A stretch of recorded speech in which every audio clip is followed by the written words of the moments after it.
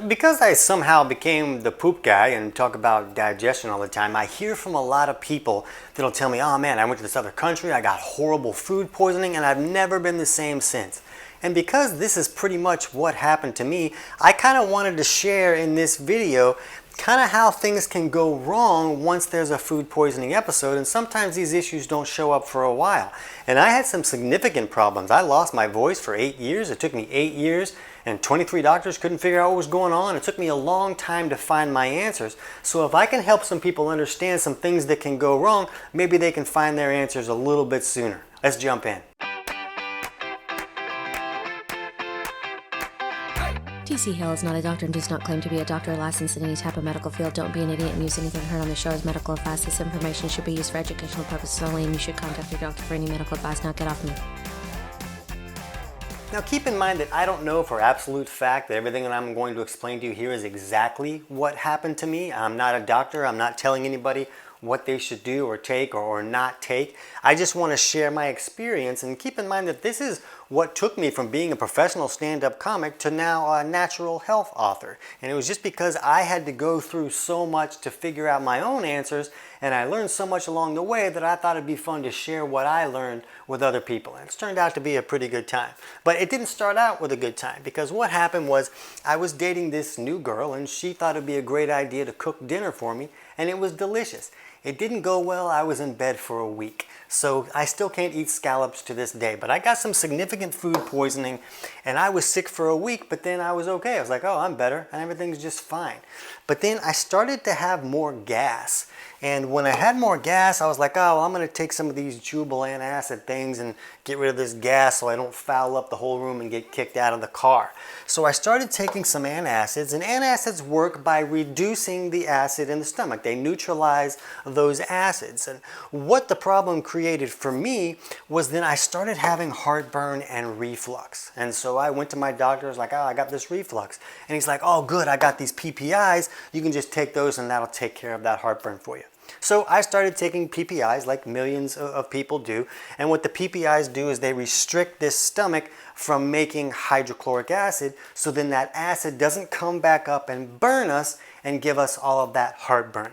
But then what happened a little bit later was that I couldn't talk. I went out to see a band one night, and the next day I lost my voice, and this had happened to me before, but this time it didn't come back, and it didn't ever come back. For 8 years is how long it took me to get that voice back. But what was going on that I understand now is that I was having reflux, and I wasn't really feeling it because that acid was turned off. So here's basically how it works. When we eat food, there's a little valve at the bottom of the esophagus called an LES, or a lower esophageal sphincter. And it opens up and it allows food to come in. And then this stomach is supposed to make hydrochloric acid to help us acidify that food so that we can break it down and get the nutrients out of that food. That's why we eat food, so we can access those nutrients. So once this food is acidifying, that acid triggers this valve to close so that stuff doesn't come back up and burn us. The problem is when there's not enough acid, it doesn't trigger that LES valve to close, and then the small amount of acid we do have is going to come back up and it's going to burn us. So I was taking these antacid things to reduce my gas. I thought that was going to work. It didn't work so great, but that's what I did anyways because I didn't know better. And as I was reducing that acid, I didn't have enough acid to trigger this LES valve to close, and so now I was getting that reflux, and I started taking the PPIs, and the PPIs turn off the acid so that it doesn't come back up and damage this esophagus and all this stuff. The problem is there's still digestive enzymes in the stomach that are made to break down protein. Well, guess what your esophagus and your vocal cords and all that stuff is made of? Yeah, it's protein. So these enzymes were still coming back up, but I didn't feel it because they're not acidic. They don't burn, but they still have the ability to damage tissues. So over time, I ended up losing my voice and it didn't come back. So as I was working to get my voice back, I was very interested in getting my voice back. A stand-up comic with no voice is a mime, and people don't like mimes. I don't know if you can think about it, but when was the last time you and your friends were like, oh man, let's go see some mimes? You don't say that. Nobody likes mimes. So I really wanted to get my voice back, but things just seemed to be getting worse and worse. I lost 30 pounds of muscle. I had these loose stool issues. I became emaciated, and I just didn't really look like a human. I wasn't sleeping well. The problems just really seemed to snowball. And it turns out that I had some contributing factors. I have this hereditary hemochromatosis, which is an issue where you absorb too much iron, and then that iron can go very high and can create a lot of inflammation. So that was likely contributing to the inflammation in my voice. But once I corrected that problem and brought my iron levels down and all my ferritin and inflammation numbers down, I still didn't have my voice because I hadn't fixed this problem. I didn't understand the reflux issue at that point yet. But I also tested positive for H. pylori, which is an infection that often happens in the stomach. It's very common for people to be dealing with H. pylori. Most people have H. pylori in the body, but they're able to keep it in check and it doesn't get out of control. And what I understand now is that when we get some type of invader that comes in, whether it's food poisoning or H. pylori or fungal issues or something else, yeast that comes in and kind of sets up camp and doesn't get taken care of, that it can kind of set up the environment for more bad guys to come in and like, hey, there's a party here, the front door's open, let's come in. Because this stomach acid is not just there to help us break down our protein, it's not just there to trigger this LES valve to close so that that digesting food doesn't come back up. It's also the barrier to the whole body. So when bacteria and other varmints are coming in on the food that we're eating, and they're coming in on the food that we're eating, when they come in, they die in an acid bath. That's what that HCl is supposed to do. It fries them to keep all these bad guys from coming in and setting up camp in the stomach and then moving down in the small intestine and creating some type of SIBO issue or small intestinal bacterial overgrowth problem, and even creating more problems down here in our gut where we're supposed to have beneficial bacteria. It can create these dysbiosis issues that we know now that can create so many other health issues and symptoms.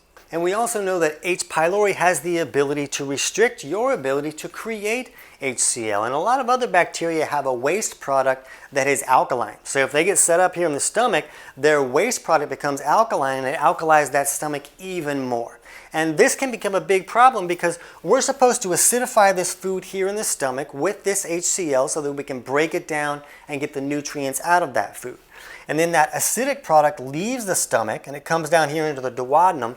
And once those acids get here, it triggers this gallbladder to squirt this alkaline bile down. And bile is this soapy substance that's made here in the liver and then it's stored here in the gallbladder. And then when this acidic product comes in here, the bile is squirted down to help us neutralize those acids. And there's bicarb and other stuff that comes from the pancreas that help neutralize the acids some. But the big player is this bile. And this bile is also what helps us emulsify our dietary fats so that the body can use those fats. And we need that bile to access fat-soluble vitamins like A, E, D, and K. And then what happens is when this acidic product meets this alkaline bile, these opposite pHs colliding create like this sizzle. And that sizzle really helps us bust the food apart and get all of the nutrients out of that food. So when someone is not making enough stomach acid, they're not creating that sizzle. They're not really getting all the nutrients out of their food. And another problem when it comes to this hydrochloric acid is that the body needs minerals and nutrients to be able to make hydrochloric acid. So if you're not really getting all the minerals and nutrients out of the food that you're eating, you don't have enough minerals and nutrients to make that hydrochloric acid, and a person can get stuck in this cycle of broken digestion for years or decades. And it's also possible for this bile in the gallbladder to become too thick and sticky to flow correctly. And if it's not coming down to help neutralize any acids that are leaving that stomach, because a person might be making some acid and maybe digesting their food a little bit, but not enough to trigger this valve to close. But if those acids come down here and they don't get neutralized, then they continue to move through this intestinal tract in their acidic state. And this intestinal tract was not made to withstand those acids the way that the stomach lining was. So when they get here, they can digest a hole right through the intestinal tract. They're made to break down proteins, and that's what the intestinal tract lining is made of. It's proteins. So the body will bring all the water that it can to here to kind of cool off those acids and rush it out the back door, and then we get this crazy loose stool diarrhea type issues. Now there's other causes of diarrhea issues. Just an invader being in there there can create some type of diarrhea issues for some people.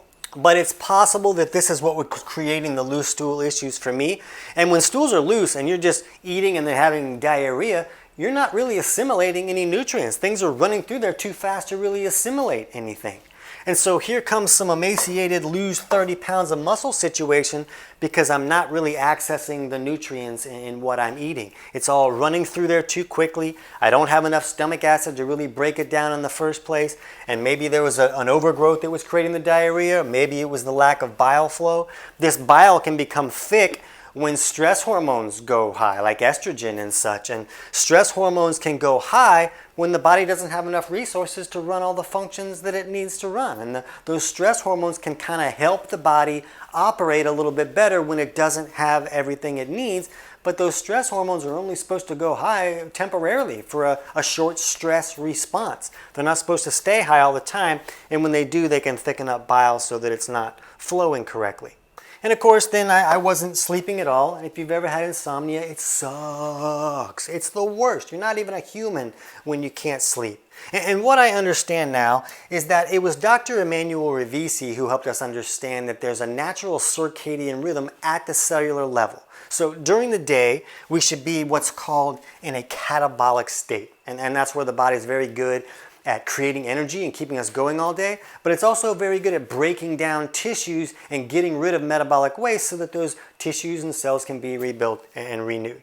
And then at night, we're supposed to move into this anabolic state where the body's very good at resting and repairing and sleeping and rebuilding all those things that broke down. So both of these states are appropriate. We want both things to happen. The problem is, for a wide variety of reasons, some people can get stuck in one of these states most of the time, and they're not switching back and forth like they should. And if you're stuck in one of these states most of the time, it can create a wide variety of health issues. For me, I was very stuck in this catabolic state. And when you're stuck in that state at the cellular level, you're kind of awake. You're just in that awake mode all the time. So of course you're not going to be able to sleep. Now, there are other causes of insomnia. If you're having trouble sleeping, we'll put a link in the description below for our video on understanding insomnia, and you can go through the other reasons as well. But this is what was creating the insomnia for me. And in this state, the body tends to send more of our water to the bowels and less to the kidneys. So that may have been what was contributing to my loose stool issues. We also see things like insulin resistance and somebody just kind of falling apart because they're not rebuilding and repairing tissues. And then over here, if someone's really stuck in this anabolic state, we see a lot of things like constipation and anxiety and some of these other things. And the constipation makes sense because in that state, the body will send more of the water through the kidneys and less through the bowels. And then the bowel gets hard and dry and all that kind of stuff. And there's other causes of constipation. But the point here is when we look at this and the things that I was dealing with, when the body is not able to access the nutrients it needs to run all the functions that it needs to run, well, it's going to try and get those nutrients anyways. And it can do that by breaking down our own tissues and turning those into the nutrients that it needs. It can turn those tissues into glucose to use as fuel. It can access other minerals and other nutrients that it needs to be able to operate all the things that it needs to go through. So I could have been becoming emaciated and falling apart just because the body was basically eating itself and basically catabolizing itself, which can push a person into this catabolic state most of the time. So that's one possible way that a person can deal with what we call a catabolic imbalance. It's not the only issue, but that may have been the problem for me. But you can see that that's a lot of things to go through for scallops. So you can see that one simple thing, once an invader comes in, it can kind of open the door for other invaders to come in. And is that what allowed H. pylori to come in? Was H. pylori already there? That's totally possible. Maybe this system was already set up and maybe my stomach acid levels were already starting to go low. And that's why I got food poisoning, because I didn't have enough stomach acid to fry these bad guys that came in. I really don't know. Sometimes there's a chicken or egg situation and you just don't get to know exactly how things happen. But now that more and more people are understanding this LES valve, and we hear from people every day pretty much that are fixing their acid reflux by increasing stomach acid instead of decreasing it. And I'll put a link to a study below that you can dig into further to understand why that happens. But by increasing the stomach acid, we can then trigger this LES valve to close, and then the food doesn't come back up. And some people might be dealing with a hiatal hernia, and there's other things that can contribute to this reflux, but we'll put a link to our video in the description below for how to fix acid reflux. But for me to turn this around and get my voice back, I had to rebuild my digestion. And I had to wipe out these infections that had come in and were creating all kinds of trouble and dysbiosis issues and an inability for me to access nutrients in my food. I had to bring that down a few notches. I had to restore the acid function in my stomach, and I needed to thin out this bile so that it would flow correctly. And it would come down here and help neutralize the acids that were leaving the stomach, help me really break my food down so that I can get all those nutrients out of the food. So I really needed both sides of digestion. Both are very important.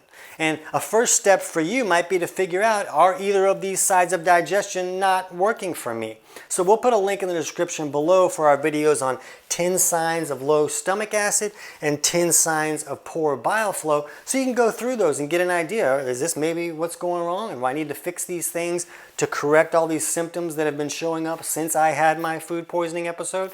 And we hear from a lot of the people that have issues like this without ever having food poisoning. Food poisoning is not always needing to be the springboard to create these digestive systems. These invaders can come in for a wide variety of reasons and trigger that whole response that's creating all that trouble. Some people will not have enough nutrients to make the hydrochloric acid in the first place. And if a person isn't making enough stomach acid, then this acid is not coming down into the duodenum to trigger the gallbladder to squirt the alkaline bile down. And one of the gallbladder's jobs is to concentrate that bile. So if it's not being called on, the bile just stays in the gallbladder and continues to concentrate until it concentrates into sludge or even stones. So those are more troubles that can come from either side of digestion going wrong, really.